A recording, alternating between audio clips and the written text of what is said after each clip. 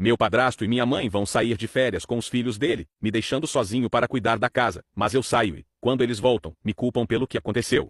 Parte 5. Atualização 1. Já se passaram 2 semanas desde o incidente, e muitas coisas vieram à tona desde então. Em primeiro lugar, finalmente consegui descobrir por que Eri me odiava tanto. Aparentemente, descobri que, quando começaram a sair, Eri havia pedido à minha mãe se poderia trazer a mãe dele para morar com eles. Minha mãe disse que não porque não se sentia confortável com a ideia de que se mudassem juntos tão cedo, e definitivamente não concordava com a ideia de que sua sogra, que estava doente, viesse morar com ela. Ela achava que seria muito trabalho e não estava preparada para isso, embora Eri tivesse deixado claro que sua mãe tinha uma enfermeira em tempo integral para cuidar dela, e que ele só precisava de alguém por perto, para suas necessidades emocionais. Minha mãe não estava pronta para morar com Eri, e não queria o fardo adicional de ter sua sogra morando com eles. Mas, em vez de ser honesta com ele, ela jogou toda a culpa em mim. Isso foi cerca de 3 meses depois de começarem a namorar. Eles estavam ficando bem sérios um com o outro naquele momento, embora eu ache que era cedo demais. Mas, de qualquer forma, essa é a escolha da minha mãe, e eu não quero opinar sobre isso. Basicamente, ela mentiu para Eri, dizendo que estaria tudo bem ele se mudar com ela e trazer